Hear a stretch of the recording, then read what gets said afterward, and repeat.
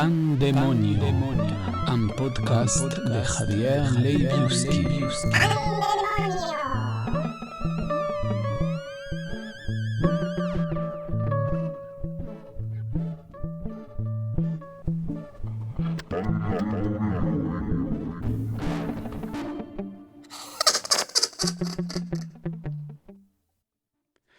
Hola, cette semaine je vais vous lire un texte paru dans mon recueil de nouvelles Pandemonio, Pandemonio, publié en 2021 en pleine pandémie.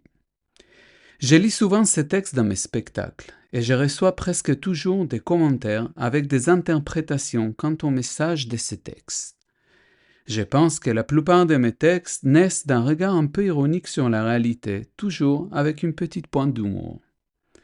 Alors, il y a quand même un message caché dans ces textes, mais je le dévoilerai dans une langue que je vais inventer.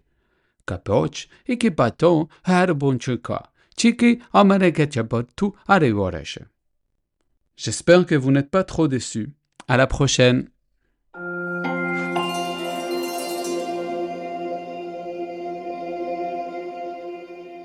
Loi 3589/7.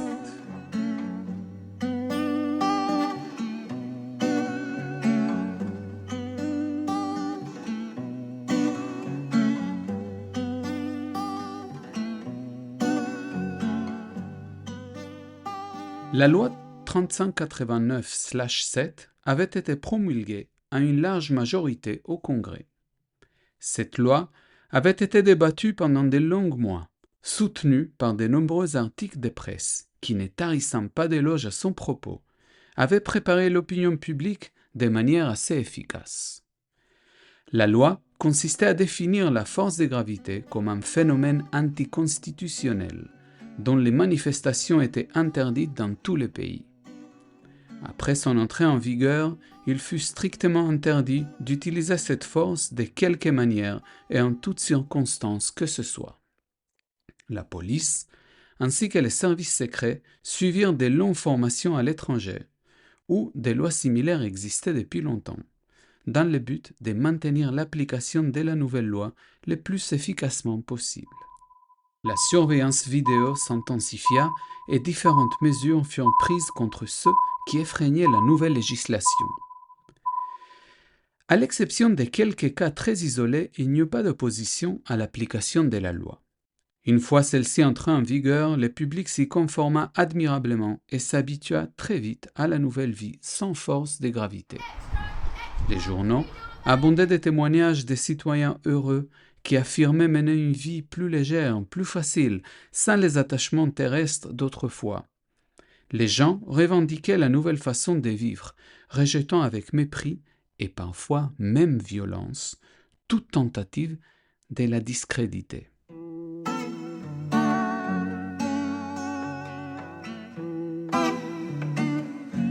Seul un petit groupe marginal avait commencé à soupçonner que tout cela n'était qu'une illusion.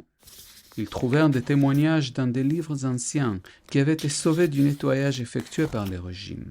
Suivant certaines des idées trouvées dans ces ouvrages, les membres du groupe commencèrent à faire différentes expériences qui soulevèrent de nombreux doutes sur la nouvelle réalité.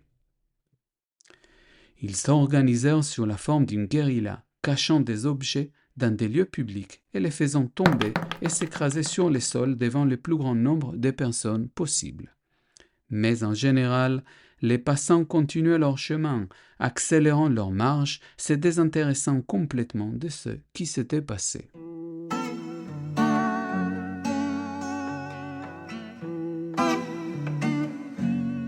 Lorsque ces actes, catalogués comme terroristes, se multiplièrent, le gouvernement organisa une force spéciale dont le but était de capturer les membres de ce groupe. Grâce à une impressionnante opération comprenant des troupes terrestres, aériennes et quelques agents infiltrés, ils réussirent à capturer la plupart des subversifs. Lors d'un événement public tenu sur la terrasse d'un bâtiment de taille moyenne au centre de la capitale, furent lues les graves accusations portées contre les 10 individus qui avaient trahi les valeurs de la nation et du peuple, et comme châtiment exemplaire et implacable, on les jeta, les yeux bandés, du sommet de cet immeuble. Quand les corps tombèrent sur l'asphalte, presque sans faire de bruit, de nombreuses personnes secouèrent la tête et quittèrent les lieux quelque peu soulagées. Une fois que tout se fut retiré et les corps évacués, une seule personne resta sur place, son regard alternant entre les sommets du bâtiment et la rue. Au fond de son esprit, elle sentait que quelque chose s'ouvrait, les fragments d'une nouvelle idée essayant d'apparaître.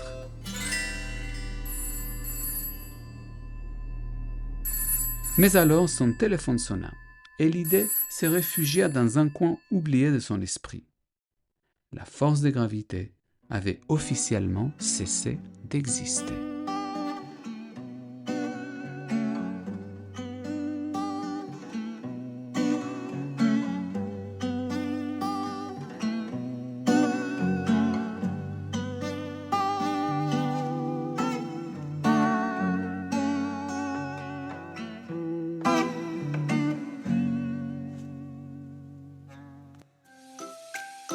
C'est tout pour cette fois.